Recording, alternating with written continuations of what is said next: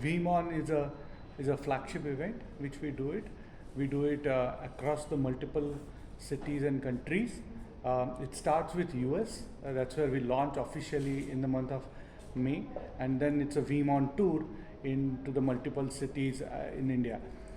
We are trying to do this event in 7 cities in India, and then we will take it to additional 2 more countries, which is Sri Lanka and Bangladesh. So it's a very much flagship event where we demonstrate our capabilities, solutions, and not only to about Veeam, but it also takes our alliance partner coming in and sharing their success stories along with us to multiple customers, and hence they are integral part of our offering.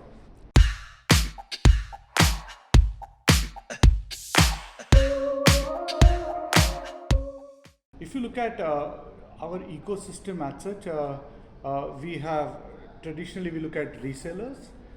We also used to work very closely with my alliance team, which is alliance also used to rely on finally the channel partners. These are the two mainly our go-to market as such. But eventually I think we have grown significantly in multiple areas.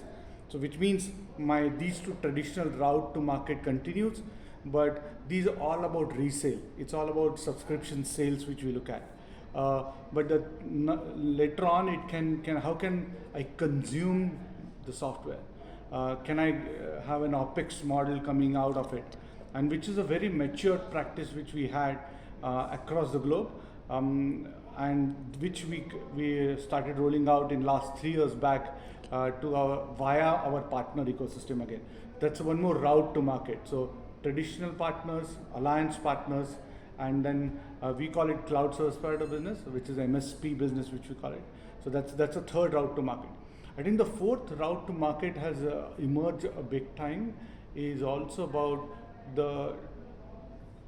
as the cloud adoption increases, I think the marketplace adoption has also gone up significantly. So that's the fourth route to market. So if you look at the evolution in last 3 to 4 years time, I think it started with resellers, and then the alliance partners, then now the cloud service provider business, and now the via marketplace also.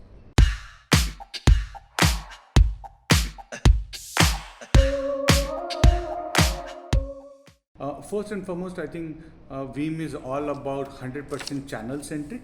Not a single transaction we do it directly. Yeah. So which means every opportunity there is a partner involved, and then there is a distributor involved also. Point number 1.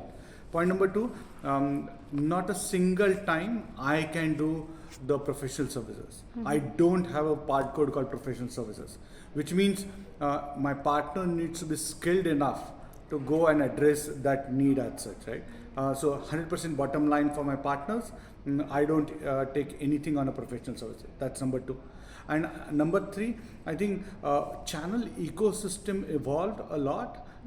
Traditional value-added resellers, I explained to you about cloud service provider. These are the one shaping up extremely well for us, and they are going and addressing the various customer needs and offering it as a service.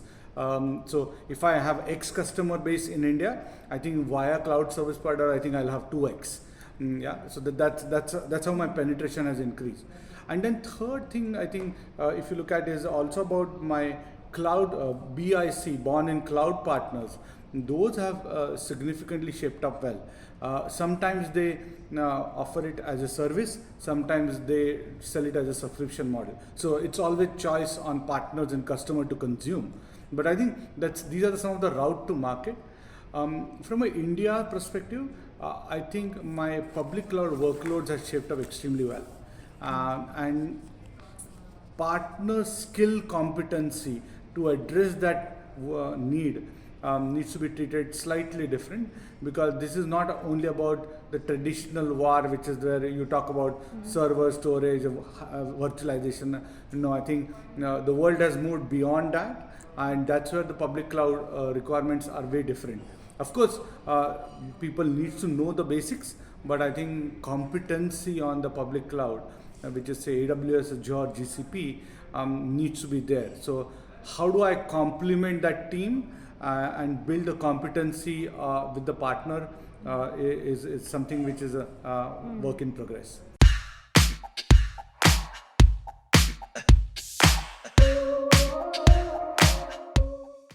Yeah. So I think sometimes perks drives a lot of behavior, and we have a robust channel perk system, partners ecosystem, and partner perks drive certain behavior also. The whole behavior is all about how do I make more profitable. It's not about my profit; it is about my partner's profit. Today that because of that, it's about building certification, it's building about opportunities, it's also about closures, and with the timeline which can be very attractive. If I close a deal in 45 days, I get some extra amount of rupees, right? So these are the one which attracts partners a lot, and these are some of the local strategies which we have deployed in India as such.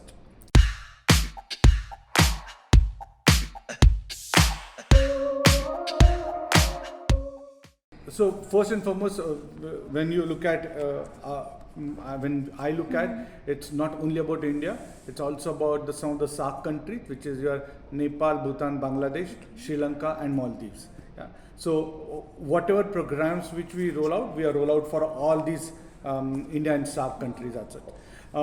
That's number one. Number two, the program uniqueness is also about building the capability.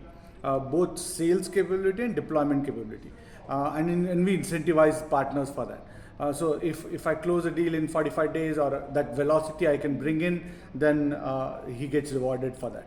If a partner does on his own a complex POC, I think that's where we reward partner on that also.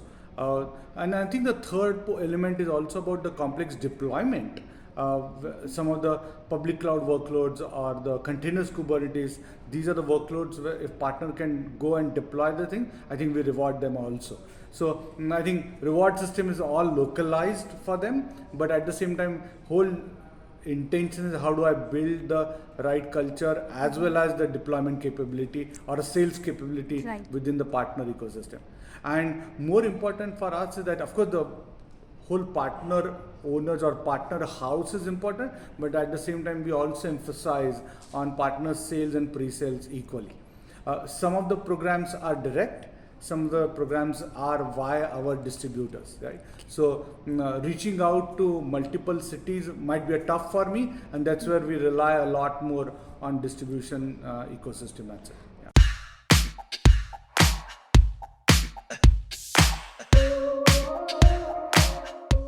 Traditional partners continues, which is your value-added resellers. We also have the cloud source provider, one more route to market. Third one is the born-in-cloud partner.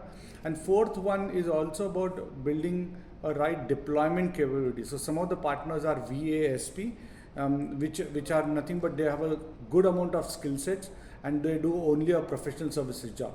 So some of my partner, if I'm XYZ, I can go to ABC and get the deployment done via them, because we don't sell any professional services. So if I'm a small time partner based out of tier 3 city, I may not have skill sets. I will come back to rely on my distributor or some other partner and then get the services through them and finally fulfill the requirement from a customer perspective. Yeah, but these are some of the partner ecosystem which we have built. And I'm really proud. I think if not immediately, I think some of partners who are not having the skill sets, in no matter of time they could build those skill sets within themselves.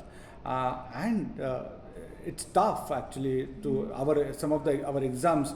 We take it at VMSP, VMTSP and VMC. VMC is a very, very tough exam. But our partners have built those skill sets and cleared those exams really well today. And last but not the least is also about the GSI. As we embark this journey and as our penetration in the enterprise starts increasing. Whether you look at, if you look at our large wins are there with Future Generali, you talked about Mahindra & Mahindra, some of the largest bike manufacturers, and these are the one, as we embark that journey along with them and few more, my global system integrators will start playing a very, very critical role for them. Yeah, and so that's the fourth pillar on which we work.